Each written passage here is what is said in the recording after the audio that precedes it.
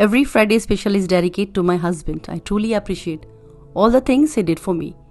You bring out the best in me and you stand beside me in every thick and thin. A million thanks to you.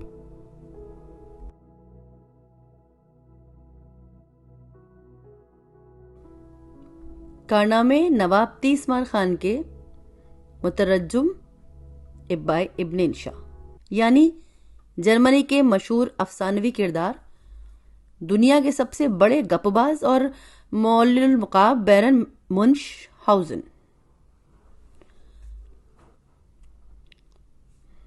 अब इसका तारुफ किताब का कुछ इस तरह किया गया है कि जिस तरह हर मुल्क और हर कौम की रिवायात में एक न एक बहादुर हीरो, एक न एक आशिक हीरो, बल्कि कई होते हैं, इसी तरह कोई ना कोई शेख चिल्ली, कोई ना कोई डॉन, कोई ना कोई मुल्ला नसरुद्दीन भी होता है। हमारी इस किताब के हीरो का जर्मन रिवायात में कुछ इस किस्म का ही मुकाम है। जर्मनी से निकलकर इसकी शोहरत अकनाफ आलम में फैली और शायद आपने भी कभी इसका कोई ना कोई कारनामा अपनी ज़बान में पढ़ा होगा या सुना होगा। जैसे घोड़े के गिरजाघर की सलाख से बंधने का वाक़या हमने अपने बचपन में रिसाला पूल में पढ़ा था। इसलिए कुछ ज़रूरी नहीं कि आपको बैरन मुन्शहाउज़न का नाम भी याद हो। हमारे ममदूह की शोहरत अमूमन ये है कि ये दुनिया के सबसे बड़े झूठे आदमी थे। अब होती आई को और अच्छों को बुरा, चूंकि खुद इन क़िबला को अपनी रास्तबाजी पर इस कदर इसरार है कि कोई इनके बयान पे ज़रा से भी बदगुमानी करे तो मरने मारने पर तैयार हो जाते। एक सफ़र में तो जिसमें ये ज़मीन के सिरे से निकले कोहे आतिश फिशा के एक सुराख से निकल कर दूसरे सुराख से बाहर निकल आए। पेनर की जजीरे के अलावा एक समंदरी अफरियत की शकम में माँ अपने जहाज के कई हफ्ते तक रहे। उनका गुजर एक जगह से होता है जहां 3 आदमियों को उल्टा उल्टा लटका रखा है। उनसे पूछा इनका जुर्म क्या है, तो पता हुआ ये सफर से आए हैं, ये सयाह हैं जो लंबी लंबी हाँकते थे, हर बात में झूठ मिलाते थे। तो हमारे ममदू कहते हैं अल्हम्दुलिल्लाह, खुदा का शुक्र है कि मैं ऐसा नहीं हूं, मैंने आज तक सदाकत से सरे मौन राफ नहीं किया। तो गालिबन उनके अपने बयान का पास करते हुए जनाब मुमताज़ हसन साहब ने, जिनके ईमा पर हम इन हजरात को उर्दू का जूता टोपी पहना रहे हैं, सिफारिश की कि इनका नाम नवाब झूठे खान मत रखो। इनका मकसूद जो था किसी को धोखा देना थोड़ा ही था।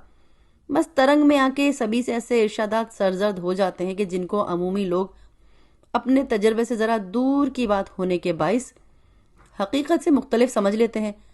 अब तुम भी सफ़रनामे लिखते हो और तुम्हारा भी कहना है कि सभी रास्त तो बेकम व कास्त लिखते हैं, तो कोई तुम पे भी ऐसा गुमान लाए तो मिसल है ना कि जहां दीदा बिसार गोया दरूख।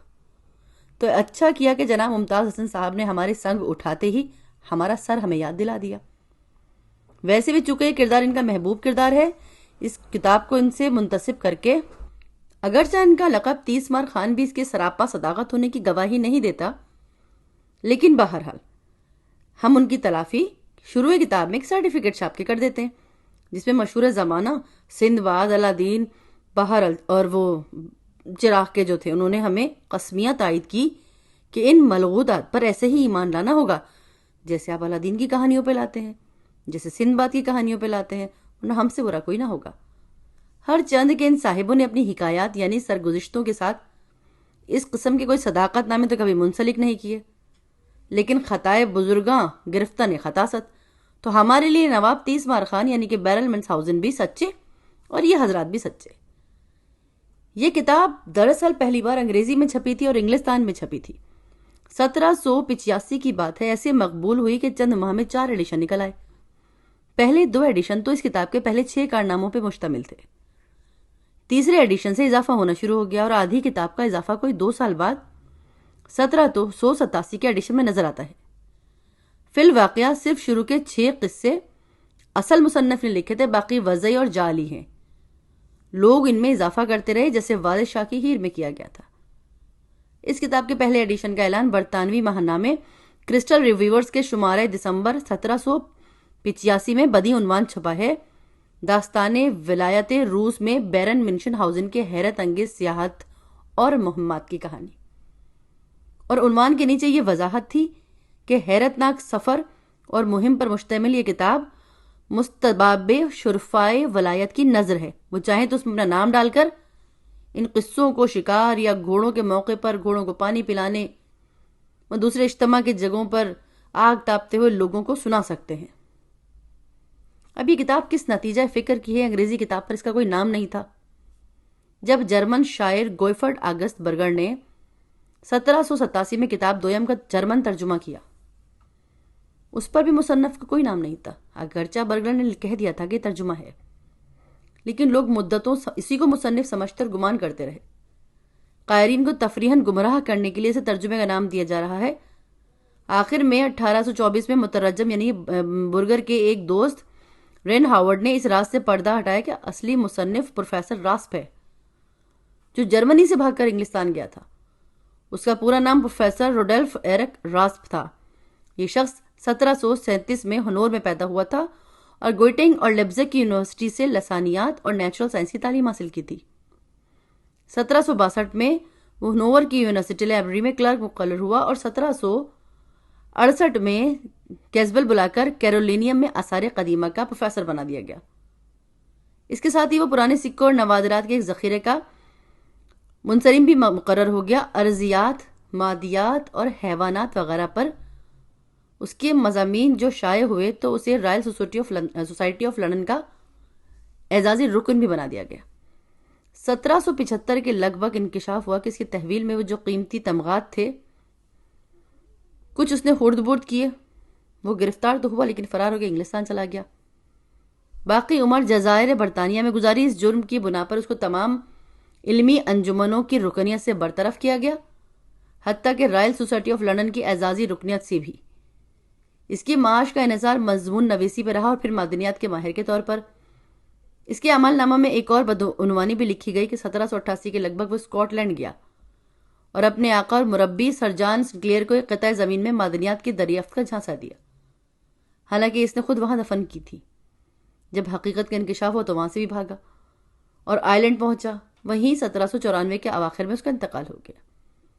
برگر نے جرمن زبان میں ترجمہ کرتے ہوئے اصل مصنف کا نام دینا مناسب نہیں سمجھا، کیونکہ جرمنی میں اس کی شہرت خراب ہو چکی تھی، لیکن خود اس نے 1785 میں پہلی بار آکسفورڈ سے بیرن منشن ہاؤزن کے سفر جو روس کے کارنامے شائع کیے تو گمنام شائع کیے۔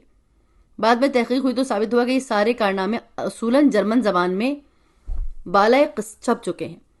1781 کے ایک رسالے کے اشاعتوں میں پروفیسر راسپ نے وہاں سے ترجمہ کیا تھا، تو گویا یہ جرمنی ہی کا اعمال تھا جو برگر کے ترجمے کے ذریعے واپس جرمنی پہنچ گیا۔ جرمن رسالے میں چھپنے سے پہلے یہ کارنامے ہنود کے نواحتات میں لوگوں کے زبان پہ رواں تھے اور انہیں توپ خانے کے ایک ریٹائر آفیسر بیرن منشن ہاؤزن کے نام سے منسوب کیا جاتا تھا۔ بیرن منشن ہاؤزن کون تھے؟ یہ ہنوور میں بوڈن روڈ کے مقام پر 1720 میں پیدا ہوئے۔ روسی فوج میں توپ خانے کے آفیسر کے طور پر 1840 میں اور 1841 وہیں ترکوں کے خلاف لڑے۔ اس کے بعد یہ ریٹائر ہو کر اپنی جگہ پر آ گئے اور یہاں سے ان کی داستان سرائی کا آغاز ہوتا ہے، جہاں یاروں کا جلسہ ہوا، فرمائش ہوئی، نواب صاحب اپنے کارنامے سناتے گئے، پھر دیکھیے گل انداز افشانی گفتار۔ بہرحال ان صاحب کا انتقال ہوا جب کہتے ہیں کہ پروفیسر راسپ کی کتاب چھپنے سے ان کی جس قسم کی شہرت ہوئی اس پر وہ موصوف ناخوش تھے اور آخر میں چڑچڑے بھی ہو گئے تھے۔ تو کیا یہ ساری داستانیں بیرن منشن ہاؤزن کے ذہن کی اختراع تھی؟ شاید یہ بات بھی نہیں، ان کی اصلیت جو تھی یہ کہانیاں پرانے ادب اور پرانی روایت میں تلاش کر لی گئی ہیں، بس بیرن نے ان کو خود سے منسوب کر لیا تھا۔ ایک معاصر شخصیت سے منسوب ہو کر ظاہر ہے ان کے پس منظر میں اور تعلقات اور قطعات بھی آ گئے تھے، جیسے جبرالٹر کا محاصرہ، ترکوں سے لڑائی، غبارے کی پرواز جو فرانسیسی غبارہ باز نے اسی زمانے میں اڑائی تھی۔ تو اس سلسلے میں ہم پھر عرض کریں کہ ہم پہلے 6 کارناموں کی بات کر رہے ہیں، باقی اضافے دوسروں کے اور انگلستان میں ہی لوگوں نے کیے ہیں، حالانکہ ان کے ماخذ بھی پرانی کتابیں اور متبادل سفر نامے ہیں۔ پہلا کارنامہ ذکر 2 موذیوں کی کھٹپٹ کا۔ صاحبوں، ابھی میں نے بچپن سے جوانی کی منزل میں قدم نہیں رکھا تھا، بس مسیں بھیگ رہی تھی۔ شوق نے پردیس کا رستہ دکھایا، یعنی سیر دنیا کا سودا سر میں سمایا۔ بابا جان میرے باہر جانے پر راضی نہ ہو رہے تھے، حالانکہ اپنے زمانے میں انہوں نے بڑی جہاں گردی کی تھی۔ خدا بھلا کرے ایک عزیز کا جو ننیالے رشتے سے بھائی ہوتے تھے۔ اس مشکل میں آڑے آئے، انہوں نے بابا جان کو شیشے میں اتارا اور یہ بگڑا کام سنوار دیا۔ بہرحال لنکا جانے کی اجازت مل گئی۔ تنہا تو نہیں ان صاحب کے ساتھ لنکا، اس لیے کہ ان صاحب کے چچا وہاں گورنر رہ چکے تھے۔ ہم شاہی پروانوں سے لیس ہو کر خدا کا نام لے کر ایمسٹرڈم سے ایک بادبانی جہاز میں بیٹھ گئے۔ شروع میں ہوا مواقف تھی، لیکن قریب ایک جزیرے کے پاس پہنچے تو ایک طوفان بے بہانے آ لیا۔ صاحبو، یقین کرنا یہ طوفان ایسا زبردست تھا، اس نے کئی کئی 100 من بھاری پیڑ زمین سے اکھیڑ پھینکے، ہوا میں تنکے کی طرح اچھال دی۔ زمین سے کوئی 5-6 میل اونچے تو پہنچ ہی گئے ہوں گے۔ لیکن اچنبے کی بات یہ تھی کہ طوفان تھمتے ہی اپنی جگہ پر ایسے گڑ گئے جیسے پہلے تھے۔ وہاں ایک تناور درخت کے ساتھ یہ ہوا کہ طوفان آنے کے وقت وہ ایک میاں بیوی اس پہ چڑھے اٹکیلیاں کر رہے تھے۔ وہ ان جزیروں پر ہی پیڑ پہ اگتے ہیں۔ جب یہ درخت زمین کی طرف پلٹا تو میاں بیوی کے بوجھ کے باعث ایک طرف کو الار ہو گیا۔ اب اس جزیرے کے حاکم کے سر پر اس طرح گرا کہ اسے زمین میں دھانس دیا۔ ابھی یہ شخص چھت گر جانے کے خوف سے گھر سے باہر نکل کے باغیچے میں آیا۔ یہ بھی اچھا ہی ہوا کیونکہ یہ بلا کا لالچی اور ناپکار تھا۔ خلقت کی جان اس کے ہاتھوں اجیرن تھی۔ اس نے لوگوں کو لوٹ لوٹ کر کنگال کر دیا تھا اور اپنے کوٹھے بھر لیے تھے۔ ہر چند کے ظالم کا مرنا ایک اتفاقی تھا، لیکن جزیرے والوں نے شکرانے میں میاں بیوی کو اپنا سردار بنا لیا۔ تو اس طوفان میں کچھ ٹوٹ پھوٹ ہمارے جہاز کی بھی ہوئی تھی۔ جب ہم نے اس کی مرمت کی تو آگے جانے کے لیے بادبان کھولے، لنگر اٹھایا۔ چلتے چلتے 6 ہفتوں کے بعد ہم لنکا کے ساحل پہ جا اترے، جہاں لوگوں نے ہمیں ہاتھوں ہاتھ لیا، بڑی عزت و تکریم کی۔ اب صاحب اس واقعے اس دیس کا بھی سنو۔ ایک روز کی بات ہے کہ وہاں کے راجا کے بھائی کے ساتھ میرا دوست جو بنا تھا، مضبوط کثرتی بدن کا آدمی تھا، شکار کو نکلا۔ اب وہ تو رستے جانتا تھا، قدم مارتا جنگل میں دور نکل گیا۔ میں پیچھے رہ گیا۔ گرمی بہت تھی، پانی کے ایک تالاب کو دیکھ کر جی چاہا ڈبکی ماروں۔ اتنے میں خوفناک گھرراہٹ سنائی دی۔ پیچھے مڑ کے کیا دیکھا، بڑی شیر آنکھیں انگارہ سی چمکتی چلا۔ دور سے دیکھ، قریب آتے آتے اس کا چہرہ بڑا۔ اب اس کا ارادہ میرے ناتواں جسم پہ ضیافت اڑانے کا ہے، وہ بھی میری اجازت کے بغیر۔ اے صاحبو، کوئی اور ہوتا تو آسان خطا ہوتے، لیکن میں نے بڑے شیر دیکھے تھے۔ اس وقت میری بندوق میں مرغابیاں مارنے کے چھرے بھرے ہوئے تھے، لیکن ان سے شیر کو مارنے کا تو کیا سوال۔ ہاں، ڈرانے اور گھائل کرنے کی کوشش تو کر سکتا تھا۔ میں نے یہ بھی پرواہ نہ کی کہ وہ نشانی کی زد میں ہے یا نہیں، جھٹ سے فائر کر دیا۔ اب وہ درندہ اور آگ بگولا ہوا پچھلی ٹانگوں پہ الف کھڑا ہو کر جھپٹنے کو آمادہ ہوا۔ میں نے پلٹ کر بھاگنے کا ارادہ کیا، لیکن کیا دیکھتا ہوں، وہاں ایک پہاڑ سا مگرمچھ منہ پھاڑے کڑا ہے مجھے لقمہ بنانے کو۔ اب داہنے ہاتھ کی طرف وہ تالاب جس کا میں نے ذکر کیا، بائیں ہاتھ پہ ایک اتھا گڈھا جس میں پتا چلا بعد میں کہ زہریلی سانپ سپولیوں کا بسیرا تھا، یعنی بچاؤ کا رستہ تو کسی طرف نہیں تھا۔ اب میں نہ جانے کیسے زمین پہ گر گیا اور انتظار کرنے لگا۔ جب بہت دیر تک کچھ نہ ہوا تو سر اٹھا کے دیکھا، ایک طرف سے کڑکڑ کی آواز آ رہی ہے۔ حیران کہ یہ کیا آواز ہے اور کہاں سے آ رہی ہے۔ صحابو، جو میں نے دیکھا آپ لوگ یقین نہ کریں گے۔ ماجرا یہ سمجھ میں آیا کہ جیسے ہی میں گرا، شیر نے جست لگائی، سیدھا مگرمچھ کے کھلے منہ میں جا گرا۔ شیر کا سر گھڑیال کے حلق میں بوتل کے ڈاٹ کی طرح پھنس گیا۔ اب وہ دونوں ایک دوسرے سے الگ ہونے کے لیے زور مار رہے۔ خوش بختی سے میرا شکار کا جو چاقو تھا وہ میرے پاس تھا۔ میں نے ایک ہی بار میں شیر کا سر دھڑ سے الگ کر دیا۔ دھڑ میرے قدموں میں گرا۔ مگرمچھ دم گھٹ جانے سے تڑپ تڑپ کے مر گیا۔ میرے دونوں موذی دشمنوں کو کیفر کردار پہنچانے کے بعد تھوڑی دیر آرام ہی کی تھی کہ میرا ساتھی مجھے ڈھونڈتا ہوا نکلا۔ ہم نے مگرمچھ کو ناپا، پورے 40 فٹ لمبا۔ راجا نے اپنے آدمی گاڑی کے ساتھ بھیجے، وہ دونوں لاشیں اٹھا کے لائے۔ شیر کی کھال کے میں نے بڑے بٹوے بنوائے اور ہالینڈ واپس آ کر روس کے شہریوں کی نظر کیے۔ بڑا اصرار کیا انہوں نے، مجھے سلے میں 1000 روپے قبول کرنے پر راضی بھی کیا، اور مگرمچھ کی کھال میں بھوس بھر کر ایمسٹرڈیم کے بڑے عجائب گھر میں رکھ دی گئی۔ صاحبو، یہ مگرمچھ آج بھی ایمسٹرڈیم کے بڑے عجائب گھر میں تماشا گاہ خاص و عام ہے۔ وہاں کا گائیڈ لوگوں کو یہ داستان عجیب نمک مرچ لگا کے سناتا ہے۔ اس کی باتیں تو ذرا سنیے، من گڑت باتیں۔ اس کا کہنا یہ ہے کہ شیر پورے کا پورا مگرمچھ کے پیٹ میں چلا گیا تھا، اور پچھلے رستے کو نکلنے تھا کہ نواب صاحب یعنی میں نے چاقو کے ایک وار سے اس کا سر قلم کر دیا، اور اس کے ساتھ ہی مگرمچھ کی 3 فٹ کی دم بھی کٹ گئی۔ بلکہ یہ جھوٹا کبھی کبھی تو یہ ٹکڑا بھی لگاتا ہے کہ جو ہی مگرمچھ نے اپنی دم کو کٹتے دیکھا، نواب صاحب کے ہاتھ سے جھپٹ کر نکل گیا، اور چاقو نے اندر جا کے اس کے دل کو چھلنی کیا اور وہ مر گیا۔ اب اس نا ہنجار گائیڈ کی صداقت سے پہلو تہی کرنے سے مجھے کبھی کبھی لگتا ہے کہ لوگ اس کے ساتھ ساتھ پورے واقعے کو مشکوک نہ سمجھنے لگے۔ حالانکہ صاحبو یقین کیجیے اس میں ایک لفظ جھوٹ نہیں ہے، سراسر سچ اور سراسر سچ ہے۔ دوسرا کارنامہ، جوتنا بھیڑیے کو گاڑی میں۔ حضرات، ایک سال جاڑوں کے دن تھے کہ میں روم کے شہر سے روس کے دیس کو روانہ ہوا۔ جاڑوں میں اس خیال سے کہ برفوں نے سڑک کی مرمت کر دی ہوگی، اور ویسے بھی اطراف میں بہت ہی خستہ اور خراب جو بتائی جاتی ہے، میں گھوڑے پہ تھا، تنہا، کپڑے بھی کچھ بھاری نہ لے کے چلا۔ اب جلد ہی سردی نے ستانا اور لہرانا شروع کر دیا۔ برفانی ہوا تیر کی طرح آتی اور جسم کے پار ہو جاتی۔ چلتے چلتے پولینڈ کا ملک آیا۔ ایک جگہ کیا دیکھتا ہوں کہ ایک شخص بیچارہ افلاک کا مارا سڑک کے کنارے بے حال پڑا ہے، اور وہ سردی سے ٹھٹر کے ادموا ہو رہا ہے، کیونکہ بدن پر اس کے چند چیتڑوں کے سوا کچھ نہیں۔ جو مجھے ترس آیا تو اپنا چوغا اتارا، اس پہ ڈالا کہ یکایک آسمان سے ایک ملکوتی یہ صدا آئی کہ ایک شخص تجھے اس نیکی کا صلہ ملے گا۔ خیر صاحبوں میں چلتا گیا حتیٰ کہ جھٹا پٹا ہو گیا۔ دور دور کوئی بستی دکھائی نہ دے، اندھیرا شروع ہو چکا، سڑک کا نام نہیں، کہاں سے کہاں جانا ہے۔ ناچار گھوڑے سے اترا، دیکھا ایک کھوٹا برف میں گڑا ہے، گھوڑے کو اس سے باندھا، خود وہیں برف پہ دراز ہو گیا۔ ایسا سویا کہ صبح آنکھ کھلی تو ہر طرف اجالا پھیل رہا تھا۔ اب دیکھا تو جگہ ہی دور، ایک گاؤں تھا، ایک گرجا تھا، اس کے صحن میں لیٹا ہوا تھا۔ میں حیران کہ کہاں سے کہاں آ گیا، گھوڑا میرا کہاں ہے؟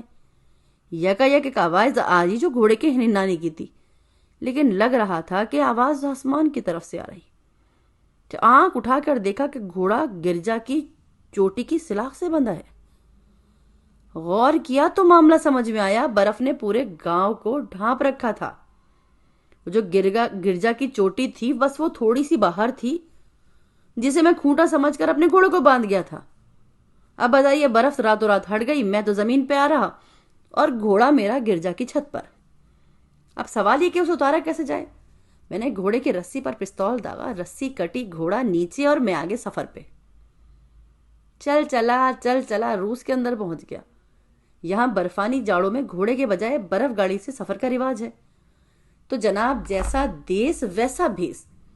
میں نے بھی ایک برف گاڑی لی اور سینٹ پیٹرزبرگ کا رخ کیا۔ راستے میں ایک جگہ پیچھے کچھ آہٹ پا کر ٹھٹکا۔ ایک خوفناک بھیڑیے کو دیکھا جو سنسان جنگل میں چھپ کر میرا پیچھا کر رہا ہے۔ بھوک سے بالکل دیوانہ ہوئے جا رہا ہے، اس نے دیکھتے ہی دیکھتے مجھے آ لیا۔ میں برف گاڑی میں دبک گیا، گھوڑے کو چابت رسید کی کہ سلامت نکال کے لے جائے۔ این اسی لمحے میں جیسے ہی میں بیچ سے ہٹا، اس بھیڑیے نے گھوڑے پر جست کی، اپنے دانت اس کی جسم میں گاڑ دیے۔ اب وہ اس کی پیٹھ سے چمٹا اس کا گوشت اپنے پیٹ میں اتارے جا رہا ہے، تھوتنی سے اندر ہی اندر اس کے جسم میں گھسیڑے جا رہا ہے۔ گھوڑے نے درد کے مارے اور تیز دوڑنا شروع کیا۔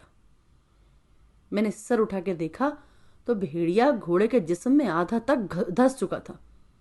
میں نے چابک اٹھایا اور تڑ تڑ اسے مارا۔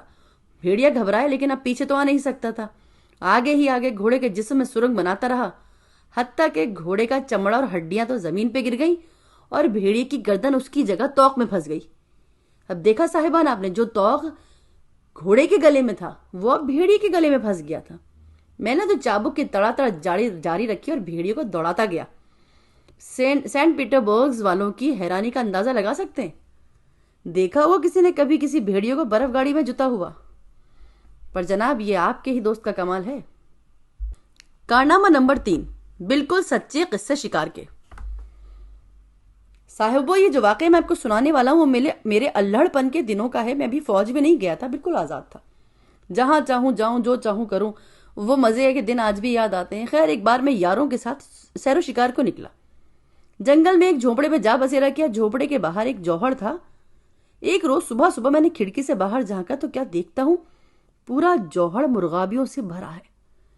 میں جھٹ کونے سے شکاری بندوق اٹھا کر باہر کو بھاگا۔ آؤ دیکھا نہ تاؤ، باہر دیکھتے نکلتے میں نے سر دروازے کی چوکھٹ سے اس طرح ٹکرا گیا کہ آنکھوں سے چنگاریاں پھوٹ گئیں۔ خیر، سر کو سہلاتا میں ایسی جگہ جا کے بیٹھا جہاں سے مرغابیوں کا نشانہ لے سکتا تھا۔ اب جب بندوق اٹھائی تو کیا دیکھتا ہوں کہ جی، بندوق کا ایک ٹکڑا غائب ہے، جو دروازے سے ٹکر لگی اس صدمے سے باہر جا گرا۔ اب کیا کیا جائے؟ مجھے یاد آیا کہ جب میرا سر چوکھٹ سے ٹکرایا تو آنکھوں سے چنگاریاں نکلی تھی۔ میں نے بندوق کا خانہ کھولا، اس میں سے بارود اور چھرے بھرے. اس کی نال مرغابیوں کی طرف درست کر کے زور کا گھونسا اپنی ناک پہ رسید کیا. اب کیا تھا؟ آنکھوں سے پھر چنگاریاں نکلی اور بندوق سر ہو گئی. خدا جھوٹ نہ بلوائے، ایک پھیرے میں کوئی 50 جوڑے مرغابیوں کے ہاتھ آئے، کوئی 20 جنگلی کبوتر اور 3 جوڑے تیتروں کے. سب کو اکٹھا کیا، خوب ضیافت اڑائی. ایک اور شکار کا واقعہ، اگر آپ کو اس پہ یقین نہیں آیا، یہ واقعہ روس کے ایک جنگل کا ہے. اور ایک روز مجھے ایسی لومڑی نظر آئی جس کی کھال بڑی ملائم، بڑی خوبصورت. گولی مارتا تو کھال داغدار ہو جاتی. سوچتے ہوئے ایک ترکیب سوجھ گئی. اس وقت لومڑی ایک درخت کے پاس بے خبر کھڑی تھی. میں نے گولی نکالی اور کیل میں پھنسا دی. اس کے بعد اس کی دم کو نشانہ بنایا. کیل نشانے پر پڑی. لومڑی کی دم جو ہے وہ درخت کے تنے میں پیوست کر دیا. اب گولی، لومڑی کی دم اور درخت. میں نے قریب جا کر چاقو سے اس شگاف کو بڑا کیا جیسے ضرب کا نشان بناتے ہیں. پھر تڑا تڑ کوڑے جمائے کہ لومڑی کھال چھوڑ کر بھاگ پڑی. آپ یقین کیجئے صاحبان، پوری کی پوری سلامت لومڑی اپنی کھال چھوڑ کے بھاگ گئی. اب ایک اور واقعے سے ملتا جلتا میں بتاتا ہوں، شاید آپ یقین نہ کریں، بڑا حیرت ناک واقعہ ہے لیکن بات سچ ہے. گھنے جنگل میں شکار کھیل رہا تھا ایک سور، اور سور جو اس کی تھے آگے پیچھے بھاگتے جا رہے تھے. میں نے گولی داغی. اتفاق دیکھیے کسی کو نہ لگی. بشر ہوں بھائی. تاہم یہ دیکھ کر حیران ہوا کہ سور تو بھاگتا ہوا دور نکل گیا، سورنی وہیں جمی کھڑی ہے. پاس جا کر دیکھا تو بھید کھلا. سورنی بڑھاپے کی وجہ سے بینائی سے محروم ہو گئی تھی، اس لیے اپنے سور کی دم منہ میں لے کے چلتی تھی. میری گولی سور کی دم پہ پڑی. آدھی دم سور لے کے بھاگ گیا، آدھی اس کے منہ میں رہ گئی. اس بیچاری کو حادثے کا پتہ نہیں تھا. وہ سمجھی سور کھڑا ہے، ڈر کے مارے کھڑی رہی. میں نے بھی اس کے آدھے ٹکڑے کو دم کو تھاما اور سورنی کو کھینچتا کھینچتا اپنے گھر تک لے آیا. یہ سورنیاں بڑی خوفناک تو ہوتی ہیں، لیکن بہرحال وہ جو خصوصاً ان کے دانت ہاتھی یا گینڈے کی طرح باہر نکلے ہوتے ہیں نا، لیکن وہ بڑی طریقے کے ساتھ میرے تک گھر تک آ گئی. تو ایسے ہی ایک دفعہ سور نے مجھ پہ حملہ کیا. کوئی اور صورت تو تھی نہیں. پاس ہی ایک درخت تھا، میں اس کے پیچھے پیچھے چھپ گیا. اس نے زور سے حملہ کیا کہ اس کے دانت درخت کے تنے میں گھپ گئے اور آر پار نکل گئے. لیکن جناب بہت زور مارا، دانت تو اس کے درخت میں پھنس گئے. میں نے احتیاطاً ایک پتھر اٹھایا اور دانتوں کو کیلوں کی طرح درخت میں موڑ کے گاڑ دیا. اس کے بعد بستی میں گیا، رسہ لایا، ایک گاڑی لایا اور اس کو درخت سمیت ہی گھسیٹتا ہوا زندہ ہی باندھ کے گاڑی میں لے کے چلا گیا. کوئی دقت نہیں ہوئی. دیکھیے میں نے کہا تھا نا، مانیں گے نہیں، بات بالکل سچ ہے. چوتھا کارنامہ، ہرن رے ہرن تیرے سر پر بیری. عزیزو، تم نے سنا ہوگا کہ جنگل میں ایک مقدس ہرن ہوتا ہے جس کے ماتھے پر صلیب گڑی ہوتی ہے. یہ ایک ولی اللہ کے نام سے منسوب ہے، اس کو غضب نہیں پہنچانا چاہیے. اب آپ پوچھیں گے کہ تم نے اسے کبھی دیکھا ہے؟ دیکھیے صاحب، میں نے صلیب والے ہرن کو دیکھا تو نہیں، لیکن جو میں نے اپنی آنکھوں سے دیکھا ہے وہ میں بتا سکتا ہوں. ایک روز کی بات ہے، سارا دن شکار کھیلتے میرے چھرے اور گولیاں صرف ہو چکی تھی کہ ایک 12 سنگے سے میرا سامنا ہو گیا. کیا کیا جائے؟ بارود تو تھا لیکن گولیوں کی جگہ کیا ڈالا جائے؟ اتفاق سے میں کھڑا بیر کھا رہا تھا. اب بہت سی گھٹلیاں میرے آس پاس پڑی تھی. میں نے وہی گھٹلیاں مٹھی بھر جمع کی، بندوق میں ڈالی، 12 سنگا کی پیشانی کا نشانہ لیا. نشانہ عین سینگوں کے درمیان میں لگا اور وہ چوٹ کھا کر بھاگ نکلا اور نظروں سے غائب ہو گیا. کوئی 2 سال بعد کی بات ہے، میں ایک بار اسی جنگل میں شکار کھیل رہا تھا. ایک 12 سنگا کو دیکھا جس کے سینگوں کے بیچوں بیچ کئی ہاتھ اونچا بیری کا پیڑ اگائے. تب مجھے اپنا پرانا واقعہ یاد آیا. یہ ہرن تو میرا حق تھا، میں نے ایک گولی سے گرا لیا. ایک گولی میں 2 شکار کیے، گوشت اپنی جگہ اور بیر اپنی جگہ. اور آپ یقین کریں اتنے لذیذ بیر تھے، میں نے کبھی ایسے بیر کھائی نہیں. اب گولی بارود ختم ہونے کا ذکر تو ٹھیک ہے، ایک دفعہ اور واقعہ میں آپ کو سناتا ہوں. یہ مرحلہ شکاری کے لیے بڑا کٹھن ہوتا ہے. ایک دن پولینڈ کے ایک جنگل میں دن بھر شکار کھیلنے میں اپنا سارا ذخیرہ ختم کر بیٹھا. ایک خوفناک ریچھ سے مد بھیڑ ہو گئی. وہ وحشی جانور منہ پھاڑے میری طرف لپکا. میں نے بچے کچے گولی بارود کے لیے اپنی جیبوں کو دیکھا، کچھ نہ تھا سوائے چکماک کے. میں نے ان میں سے ایک پتھر بڑی زور سے ریچھ کے کھلے منہ میں دے مارا. وہ اس کے حلق میں گزرتا ہوا شکم کے اندر چلا گیا. ریچھ گھبرا کر پچھلے پاؤں بھاگا. میں نے پیچھے سے چکماک دے کے مارا. وہ اس کے جسم میں گھسا اور پہلا چکماک جو میں نے پتھر سے باندھا تھا اس سے ٹکرا گیا. دونوں میں آگ پیدا ہوئی، ریچھ بھگ سے اڑ گیا۔ اس بار تو میں سلامت آیا، خدا نہ کرے ایسی نوبت آئے۔ اور ایک ایسا ہی بھیڑیے کا بھی واقعہ ہے جو ایسے مجھ پہ پل پڑا کہ گولی بارود کیا چکماک بھی نہیں تھا جیب میں بے اختیار اپنا ہاتھ اس کے کھلے منہ میں ٹھوس دیا اور گھسیڑتا رہا، حتیٰ کہ پورا ہاتھ میرا کندھے تک بھیڑیے کے حلق شکم سے ہوتا ہوا دم تک پہنچ گیا۔ میں اور ریچھ آمنے سامنے ایک دوسرے کو خون پینے والی نظروں سے گھور رہے تھے۔ اگر میں ہاتھ باہر نکالتا تو وہ میری تکہ بوٹی کر دیتا۔ اس کی دم کی جڑ میرے ہاتھ میں آنا ہوا اچھا ہو گیا۔ میں نے مضبوطی سے پورا بھیڑیا اس طرح الٹا کیا جیسے آپ دستانے کو یا بنیان کو کرتے ہیں نا، اندر ہاتھ ڈال کر اور باہر کر کے پورا الٹ دیتے ہیں، مکمل ایسے ہی گھسیٹ دیا میں نے۔ ایک بار سینٹ پیٹر برگ کی تنگ گلی میں بتاتا ہوں میں آپ کو، پاگل کتا سامنے آ گیا۔ میں نے اپنا کوٹ اتارا، اس پہ پھینکا، خود بھاگ کر گھر گیا۔ اب جو کچھ زیادہ دور نہ تھا، میں نے نوکر سے بولا جب فلاں گلی میں سے میرا کوٹ اٹھا کے لاؤ۔ وہ اٹھا کے لایا اور میرے کپڑوں کی الماری میں ٹانگ دیا۔ اب نوکر پاگل پاگل بھاگا میرے پاس آیا، حضور آپ کا تو کوٹ ہی پاگل ہو گیا ہے، وہ دوسرے کپڑوں کو کاٹ رہا ہے۔ لو میں جھٹ پہنچا، دیکھا واقعی میرے سارے کپڑے چیتھڑا پڑے۔ نوکر کہنا تو بالکل ٹھیک تھا، خود میرے دیکھتے دیکھتے یہ کوٹ میرے نئے سوٹ پہ گرا اور بے دردی سے اسے نوچ کے پھینک دیا۔ بتائیے صاحب۔ کارنامہ داستان آدھے گھوڑے کا۔ صاحبہ، یہ جو میں اتنی مہموں میں بال بال بچا، اس میں بے شک کچھ قسمت کا دخل ہے، لیکن وہ شکاری یا سپاہی یا کرنیل یا جرنیل تو بڑا بے وقوف ہوگا جو قسمت پر ہی تکیہ کیے بیٹھے رہے، اپنے فن میں کمال نہ پیدا کرے۔ میں نے بھی شمشیر زنی میں اور بندوق بازی میں ایسی مہارت پیدا کی ہے کہ مجھے کوئی زخم نہیں دے سکتا۔ شکار کے لیے گھوڑے اور کتے بھی بڑی اعلیٰ اعلیٰ نسل کے اپنے پاس رکھے ہیں۔ ایک ذکر میں آپ کو آج کتیا کو سناتا ہوں، ایک بڑی اصل نسل جو شکاری کتیا تھی، وہ بڑے تیز اور تراری میں مشہور تھی۔ میں نے اس سے بہتر جانور آج تک نہیں دیکھا تھا شکار کے لیے۔ قد تو اس کا کچھ خاص نہیں تھا، ہاں دوڑنے میں جواب نہیں تھا۔ اس نے میری اتنے دنوں خدمت کی کہ جوان سے بوڑھی ہو گئی، اور مجھے عزیز تھی کہ شکار میں اسے اپنے ساتھ رکھتا تھا۔ یہ میری رکاب میں اتنا دوڑی کہ اس کی ٹانگیں گھس گھس کے چھوٹی ہو گئیں، جیسے بعض نمائشی پالتو کتوں کی دیکھی ہوں گی نا آپ نے۔ ایک روز وہ خرگوش کا تعاقب کرتے ہوئے، جو بڑی موٹی تازی خرگوشنی تھی، بھاگ رہی تھی۔ مجھے اپنی کتیا پہ رحم آیا، کیونکہ بہرحال کچھ الگ طرح کے حالات میں تھی وہ، ایسی حالات تھی کہ اس کی طاقت، اس کی رفتار اس وقت بھی ایسی تھی کہ میرا گھوڑا بھی اس کے گرد کو نہ پہنچے۔ اب میں جب تک اپنا گھوڑا لے کر اس کتے کے پیچھے پہنچتا، جب تک میں نے دیکھا کہ چو چو چو چو کی بہت ساری آوازیں آ رہی جیسے کتے بول رہے ہیں۔ کچھ سمجھ میں نہ آیا، گھوڑے کو ڈپٹ کر کتیا کے پاس بھیجا تو میری حیرانی کی انتہا نہ رہی۔ خرگوشنی نے بھاگتے بھاگتے میں بچے دے دیے تھے، اور کتیا نے بھی تعاقب کرتے کرتے کتے کے پلے جن دیے۔ اب جتنے بچے خرگوشنی نے دیے اتنے ہی کتیا نے بھی دیے۔ اب خرگوشنی کے بچوں نے تو پیدا ہوتے ہی اپنی فطرت کے مطابق دوڑنا شروع کر دیا، اور جو کتے کے بچے تھے انہوں نے اپنی فطرت کے مطابق ان کا پیچھا کرنا شروع کر دیا۔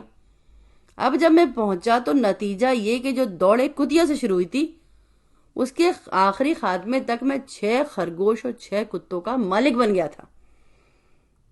اب آپ اس میں مبالغہ نہیں کریے، دیکھیے یہ نصیب، میں نے کہا نا قسمت کی بات ہے یہ ساری۔ اب جیسے یہ کتیا تھی ویسے ہی مجھے ایک گھوڑا بھی یاد آتا ہے، تو یہ بھی اپنی خوبیوں میں بڑا بے مثال تھا، ذرا انمول حسن اتفاق سے مجھے مل گیا۔ ہوا یوں کہ لتھونیا میں ایک امیر دیہاتی جاگیر میں اس کی مہمان تھی۔ دیوان خانے میں بیٹھا تھا جہاں کچھ مہمان خواتین بیٹھی چائے پی رہی تھیں، باقی لوگ باہر احاطے میں داخل دیکھ رہے تھے۔ ابھی پرورش گاہ سے ایک بچھیرا آیا تھا، ہنگامہ ہو گیا۔ دیکھا کہ وہ الگ طریقے کا ایک بچھڑا ٹائپ بچھیرا ہے جو کسی کو اپنے پاس پھٹکنے نہیں دے رہا۔ بڑے بڑے شاہ سوار منہ لٹکائے کھڑے۔ میں نے ان کو دیکھا، مسکرایا، ایک جست کی اور اس کی پیٹھ پہ جا کے بیٹھ گیا۔ اس نے بڑی سرشوری کی، کہاں لیکن آخر ہار مان گیا۔ خوب دوڑایا اسے میں نے، خوب دوڑایا۔ سب لوگ حیران رہ گئے۔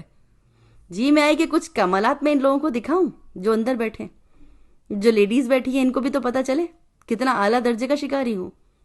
میں نے کھلی کھڑکی سے دیوان خانے میں کدوا دیا، کئی چکر کمرے کے لگائے، کبھی تیز کبھی آہستہ، کبھی دلکی، کبھی آخر کار چائے کی میز پہ اوپر چڑھا دیا۔ اس منہ زور کی نزاکت کا اندازہ لگائیے کہ اس نے میز پر جو پیر رکھے ایک پرچھ یا پیالی کو بال برابر بھی نقصان نہیں پہنچا۔ اس مظاہرے سے 2 فیاض طبع دیہاتی جو امیر ایسے خوش ہوئے ایسے خوش ہوئے کہ مجھے گھوڑا انعام میں دیا، اور اس گھوڑے کی بدولت میں نے بعد میں ترکی کے مقابلے میں بڑے بڑے کارنامے دکھائے۔ اس کی پیٹھ پر بیٹھ کے میں خود کو سکندر اعظم سمجھنے لگتا تھا، اور جی میں سکندر ہی کی طرح دنیا فتح کرنے کا ولولہ بھی پیدا ہوا۔ آپ یقین نہیں کریں گے، ایک بار اس گھوڑے کی بدولت میری جان بھی جوکھوں میں پڑ گئی۔ ترکوں کا پیچھا کرتے ہوئے میں سب سے آگے تھا۔ اچانک ان کا بہت بڑا لشکر نمودار ہوا۔ میں نے اپنے میمنے مسیرے یعنی کہ اپنے دائیں اور بائیں جو دستوں ہیں ان کو پھیلا دیا، خوب گرد اٹھائی کہ وہ سمجھے ہمارے پاس بہت فوج ہے۔ گھبرا کر اس لشکر نے فرار اختیار کر لیا۔ یہی موقع تھا کہ ہم ان پہ پل پڑتے اور انہیں کھدیڑنا شروع کرتے۔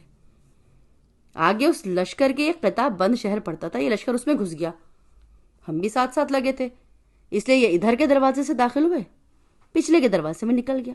میں شہر کے چوک میں پہنچا، دائیں بائیں نظر کی تو اپنا تو کوئی ساتھی تھا نہیں۔ اب جلد بازی میں اکیلا گھس گیا۔ نہ جانے وہ لوگ دشمن کا پیچھا کرتے کرتے دوسری گلیوں میں گھس گئے، انہیں آسمان کھا گیا، زمین نگل گئی۔ بہرحال میں نے سوچا گھوڑے کو پانی پلا کر تازہ دم کر لوں، پاس ہی پانی کا کنڈ پڑا تھا۔ گھوڑا پانی پیتا گیا، ایسا لگتا تھا کہ پیاس ختم نہیں ہوگی۔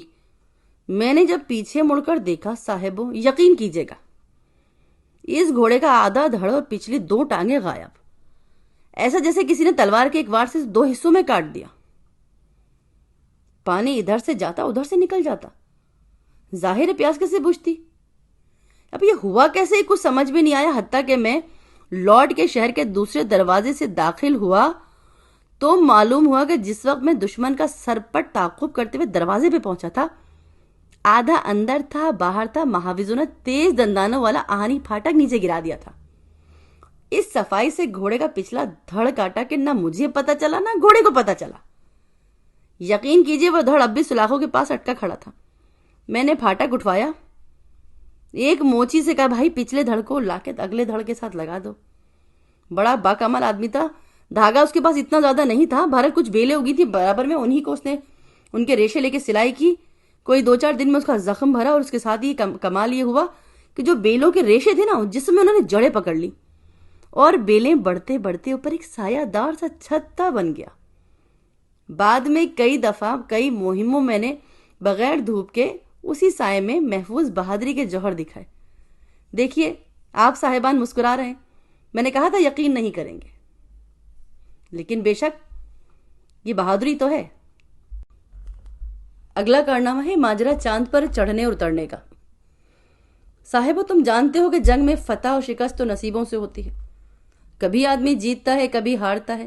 ایک بار غنیم کی تعداد اتنی زیادہ تھی کہ ہم تاب نہیں لا سکے، میں بھی گرفتار ہوا، ترکوں نے مجھے غلام بنایا۔ کام تو میرا سخت نہ تھا لیکن کچھ عجیب طرح کا تھا، یعنی سلطان کے چھتے کی مکھیوں کو ہر صبح چرانے کے لیے سبزہ زار میں لے کے جانا پڑتا، سارا دن ان کی دیکھ بھال کرنی پڑتی اور شام میں مکھیوں کو ہانکتے ہوئے واپس چھتوں میں چھوڑنا پڑتا۔ ایک شام میں نے دیکھا جب میں مکھیوں کو گھما پھرا کے لایا تو ایک مکھی کم ہے، تلاش کیا تو دیکھا کہ وہ 2 ریچھوں کے نرغے میں ہے، اور وہ اس کو چیر پھاڑ کے اس کے جسم کا سارا شہد چٹ کرنے کی فکر میں ہے۔ اب اتفاق سے میرے پاس کوئی ہتھیار نہیں تھا، اب کیا کرتا؟ ایک سوائے چاندی کی ایک نمائشی کلہاڑی تھی جو سلطان کے مالیوں اور باغبانوں کا نشان ہوتا ہے، میں نے وہی کلہاڑی گھما کے ان موزیوں پہ دے ماری، لیکن بجائے وہ ان کی طرف رخ کرنے کے اوپر چلی گئی۔ میں نے اتنی زور سے پھینکا تھا کہ اوپر چڑھتی چڑھتی چاند پہ جا گری۔ اب بتائیے کیسے اتارا جائے؟ حکومت کی چیز ہے، بادشاہ کو کیا جواب دیں گے؟ یہ کہ ایک ترکیب سوجھی مجھے۔ دیکھیے ذہن کی بات ہے ساری، یہ جو لوبیے کے بیل جو ہوتی ہے نا، ترکی لوبیا، وہ بڑی تیزی سے بڑھتی ہے۔ میں نے جھٹ ایک بیج نکالا، بویا، وہ پھوٹا نکلا، دیکھتے دیکھتے بڑھتے بڑھتے آسمان کی طرف بڑھنے لگا، حتیٰ کہ اس بیل کا ایک سرا چاند کے کونے سے لپٹ گیا۔ اب کیا تھا، میں نے اس سے سوچا اس سے پہلے کہ بادشاہ کو خبروں میں کمان لکھ تیزی سے چڑھتا ہوا چاند پہ پہنچ گیا۔ اب چاند پہ تو ہر چیز ہی چاندی کی ہوتی ہے، اب وہ ہر چیز چاندی کی ہوتی تو میں وہ چاندی کی چھوٹی سی کلہاڑی کیسے تلاش کرتا؟ اب دقت کا امتحان دیکھیے، لیکن بہرحال یہاں پر ایک جو بھوسا تھا، وہاں اس کے آس پاس چاندی کا بھوسا، اس کے اوپر وہ ڈھیری پہ پڑی ہوئی تھی۔ اب سوال نیچے اترنے کا. اب افسوس کہ اتنی دیر سے میں نے کھڑے کھڑے، اب سورج نے تو لوبیا کی بیل تھی نا جھلسا دی. اب میں اس لوبیا کی بیل کے سہارے تو نیچے اتر نہیں سکتا تھا. کیا کرتا میں؟ چاند پہ پھنسا ہوں. میں نے کیا کیا کہ وہاں پہ جتنا بھی میں اس بھوسے کو بن سکتا تھا نا، میں نے بھوسے کو بننا شروع کر دیا. چاند کی نوک سے باندھا اور اس کو باندھ باندھ کے رسی کی طرح اس کے سہارے پھسلنا شروع کیا. اب کیا ہوا؟ رسی ختم ہو گئی، زمین ابھی بھی دور ہے. میں نے سوچا یہاں تک تو آ گیا ہوں، اب اوپر کے راستے کی ضرورت تو ہے نہیں. کلہاڑی سے کاٹا، اس کو پورا الٹا کر کے زمین کی طرف کر دیا. دیکھا جناب، ایسے اوپر کا رسہ جوڑتا جوڑتا میں نیچے تک گرہ میں آ گیا. لیکن بار بار کاٹنے اور باندھنے سے رسہ تھوڑا کمزور ہو گیا. 4-5 میل کی بلندی پر تھا کہ رسہ ٹوٹ گیا. اتنی زور سے زمین پہ گرا کہ میں 15-20 گز زمین کے اندر دھس گیا. اب بتائیے پھر پریشان، یہاں سے باہر کیسے نکلوں؟ پاس کے گاؤں میں گیا، پھاوڑا لے کر آیا، پھر اپنے آپ کو کھود کے باہر نکالا. میں نے ترکوں سے صلح نامہ ہوا تو میں بھی آزاد کر دیا گیا. سینٹ پیٹرز برگ روانہ ہو گیا. یہ واقعہ بھی جاڑوں کا ہے، اور ادھر کے جاڑے آپ جانتے ہیں. میں ڈاک کی گھوڑا گاڑی میں بیٹھا سفر کر رہا تھا کہ ایک شہر میں ایک تنگ گلی سے گزر ہوا. میں نے کوچوان سے کہا کہ بھائی ترم بجاؤ تاکہ ادھر سے کوئی گاڑی ہمارے باہر نکلنے تک گلی میں داخل نہ ہو. اس نے بڑے زور سے ترم میں پھونکا، لیکن صدا برخاست. اتنے میں سامنے سے بھی ایک کوچ گاڑی آتی دکھائی دی. اب کیا ہوا جناب؟ نہ آگے بڑھ سکتے تھے نہ پیچھے ہٹ سکتے تھے. آخر میں خدا کا نام لے کر اترا، ایک ہاتھ سے گاڑی کو اٹھایا، پہیوں وہیوں سمیت اپنے سر پہ رکھ لیا اور گلی سے باہر ایک طرف کو کھیتوں میں کود گیا. اس کے بعد دوبارہ چھلانگ لگا کر دوسری طرف کوچ گاڑی کے پیچھے جا کے اپنی گاڑی کو جا اتارا. لو جی، اب گھوڑے رہ گئے. ایک کو اٹھا کر میں نے سر پہ رکھا، دوسرے کو بغل میں دبایا. بڑے ہی نٹکھٹ تھے. 2 لتیاں تو بہت جھاڑی، لیکن میں نے پچھلی ٹانگوں کو اپنی جیب میں اڑس لیا اور دونوں کو پھر سے گاڑی میں جوتا. ہم آگے کی طرف روانہ ہو گئے. تھوڑی دیر میں بستی کے سرائے میں جا اترے. اب سرائے میں پہنچ کے ہم نے آرام کا ارادہ کیا. کچبان نے اپنی ترم کو چولہے کے پاس ایک کھوٹی پہ لٹکا دیا اور میں دوسری طرف ٹانگیں پسار کے بیٹھ گیا. یکا یک ایک آواز سنائی دی، تو تو تو تو. میں نے تو حیران ہو کر ادھر ادھر دیکھا. یہ آواز ترم میں سے آ رہی تھی. اب ہماری بات سمجھ میں آئی. کوچوان کی جو پھوکیں سردی کے مارے ترم کے اندر جم گئی تھیں، اب جب گرمی پہنچی تو آواز نکلی. اس کے بعد بھی طرح طرح کی راگنیاں برآمد ہوئیں جو کوچوان میں اس پہ پھونکی تھی، اور ہم بہت دیر تک ان سے لطف اندوز ہوتے رہے. اب جناب، اس کارنامے کے ساتھ میں روس کی سیاحت کا ذکر ختم کرتا ہوں. بعض سیاح اپنی داستان کو بڑھا چڑھا کر بیان کرنے کے عادی ہوتے ہیں. ان پر خدا کی مار ہو. بھئی اگر تم سب میں سے کسی کو بھی میرے بیان کی صداقت پر ذرا بھی شبہ ہو تو میں درخواست کروں گا کہ اس محفل سے اٹھ کے چلا جائے، تاکہ میں اپنے کارناموں کی دوسری کھیپ کا آغاز کروں، جس کا ایک ایک حرف اسی طرح سچ ہے جسی طرح اب تک کے بیان کردہ واقعات.